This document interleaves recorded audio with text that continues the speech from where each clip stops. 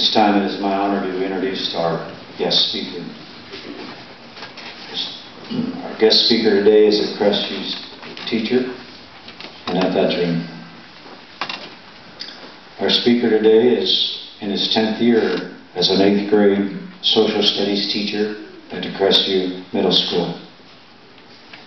He is married to Shelby, and he and Shelby have 2 children, Maggie and Quinn. And we are glad to have them with us today again. Our speaker was born and raised in El Dorado, Arkansas. He served 4 years in the Marine Corps from 1990 to 1994. He served in the Persian Gulf in 1991. He has served in and been stationed and spent time in the Philippines, Thailand, Africa, Australia, and Hong Kong, and the Middle East. That is what he wanted me to say about him. But one night at our supper table, I announced that who our speaker was going to be. And a graduating senior said to me, "Mr. Light is going to be the speaker." "Dad, he's a very good teacher. I learned something from him." And she began to describe what she had learned and how he taught in his class. She said we acted out, often getting behind desks and acting out different situations. So, Mr. Wright, I want you to know that the seed that you are planting in your classroom is touching the lives in our community. So it is my joy and honor today to introduce our Memorial Day speaker, Mr. Jerry Wright.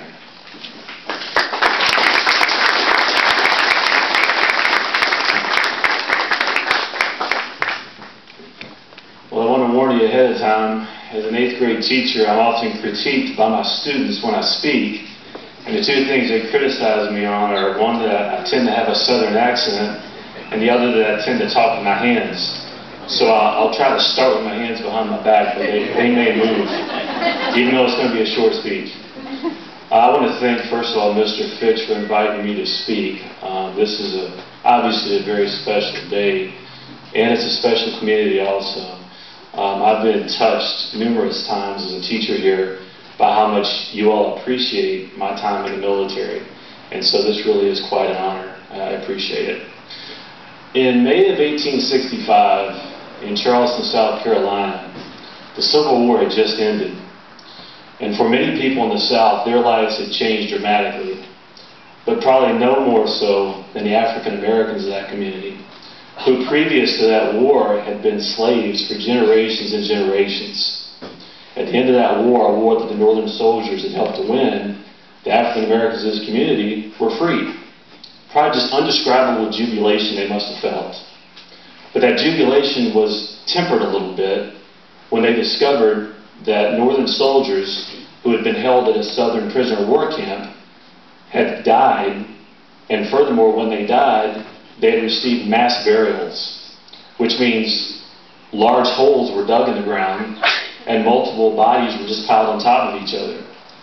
Now, for these African Americans in this community who felt appreciation towards what these soldiers had done for them, they felt this wasn't right. And so they took it upon themselves to go and exhume each body. And there was about 250 Northern bodies. They exhumed each body and they buried them separately in order to give them the burial they thought that was proper. They then spruced the area up, building an archway, building a fence around it, and set a day aside to celebrate what those Union soldiers had done. And it was reported that close to 10,000 Charleston citizens, mainly African Americans, came and celebrated this.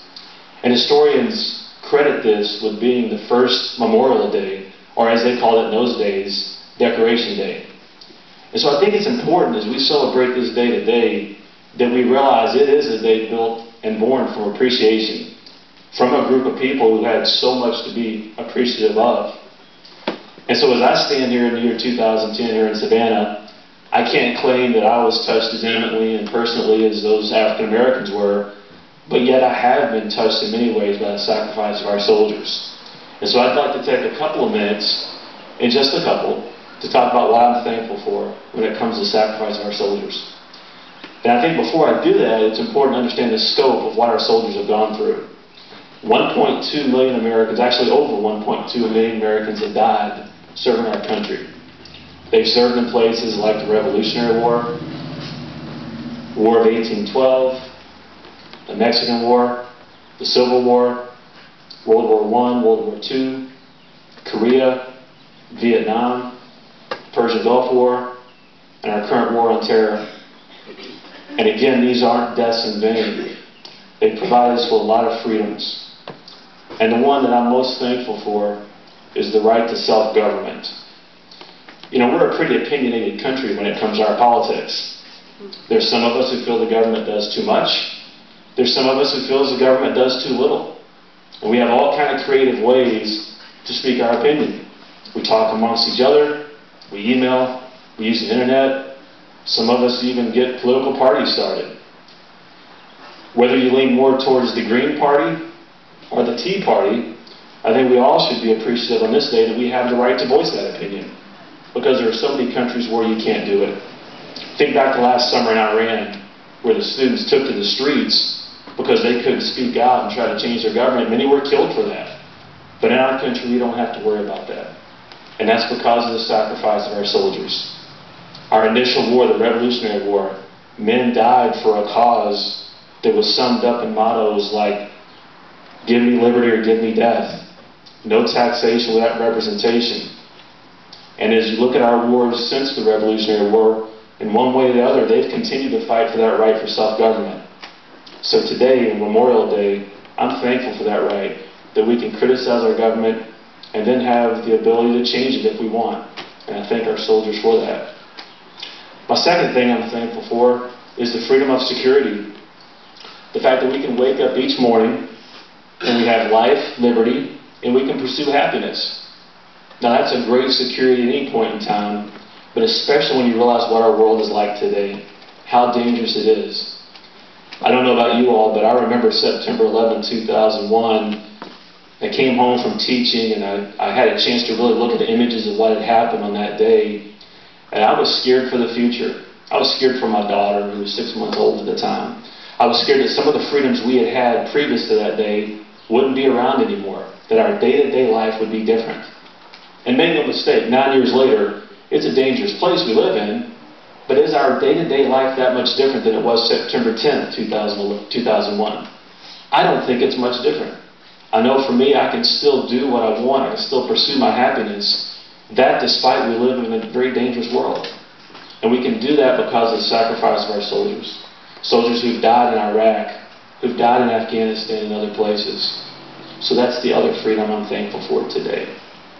So in closing, as we enjoy this beautiful day, I'd like for us to remember the 1.2 million Americans who've died and appreciate the freedoms they've given us. Freedoms such as the right to self-government and the right of freedom. Thank you.